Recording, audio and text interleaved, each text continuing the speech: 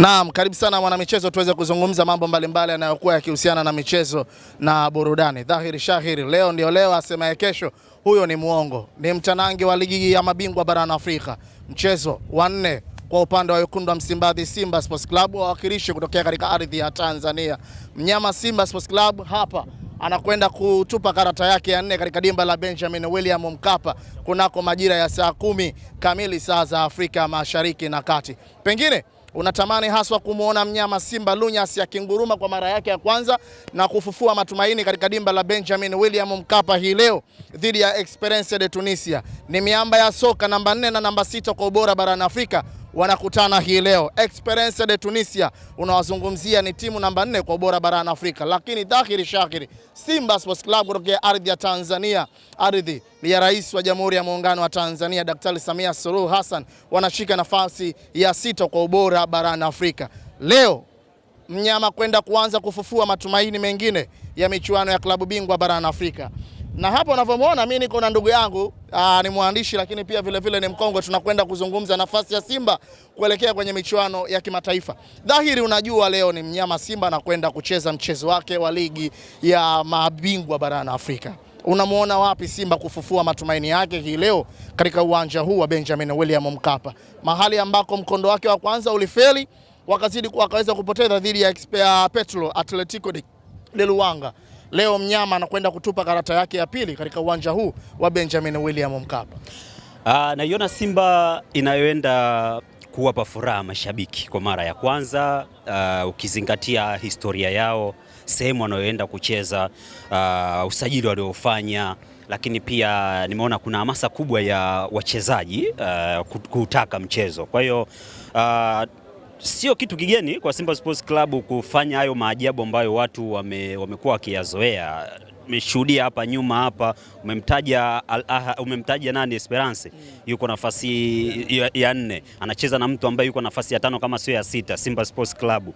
Simba ambaye alikuwa anaweza kubishana na mtu ambaye anashika nafasi ya kwanza mpaka ya pili, Al Ahly. Alikuja hapa jasho limemvuja kweli kweli. Aliweza kuongoza kundi mbele Al Ahly. Ni vitu ambavyo Simba amezoea kuvifanya. Unajua mashaka ya wengi ni kwamba Simba hii ni Simba ambayo imepoteza michezo 3 mfululizo. Tofauti na hapo mwanzo. Hapo nyuma anakuja kufufuka kwenye mchezo wa 3. Hii imekuwa tofauti. Mnyama Simba anahitaji alama 9 kwenye michezo 3 yote iliyobakia, 2 ya nyumbani, 1 ya ugenini. Unaona ni jinsi gani hapo mnyama Simba kazi iliyokuwepo mbele yake ni kazi ngumu kwa sababu ya kwanza msimamo wa kundi. Anayeongoza na alama 8, anayefuata alama 5, mwingine wa 3 ana alama 5 pia. Kwa hiyo unaona ugumu huko kwa watu wawili. Ugumu huko kwenye watu wawili.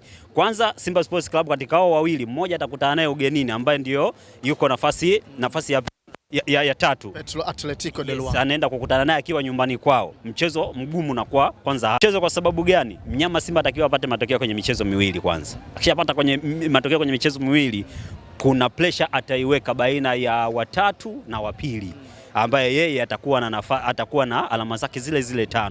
Sasa mchezo wa mwisho ndio Simba ni kama finali. Ni kama ilivyokuwa jana tu kwamba safu iko vile vile, lakini mchezo wa 5 ndio unaenda kuwa kama ni finali hivi kwa Young Africans na FAR Rabat. Kwa hiyo scenario ndio ipo hivyo. Mnyama Simba anamuona akifanya maajabu, anasema kwamba aliweza kuweka historia na historia ameivunja mwenyewe. Kwa mara ya kwanza amepoteza michezo 3 mfululizo, haijawahi kutokea, lakini kwa mara ya kwanza ndipo anaenda kuweka historia ya kushinda michezo ya mwisho mfululizo. Jana nimemsikia Morris, mchezaji wa Simba, akisema kwamba ni heri kwa wachezaji timu ianze vibaya mmalize vizuri, lakini pia ni bahati mbaya mkianza vizuri mkamaliza vibaya, mashabiki mnakuwa kama mnawaandareti. Kwa hiyo hii Simba akifanikiwa kumaliza vizuri, mashabiki kwa asilimia kubwa, na ninavyojua mashabiki wa Simba wakifanywa kitu kidogo tu na timu yao, imani inakuwa ni kubwa sana. Kwa hiyo imani itaanza kurejea leo, Esperance akipigwa na kurudisha yale matumaini. Imani narudi leo kwa sababu gani?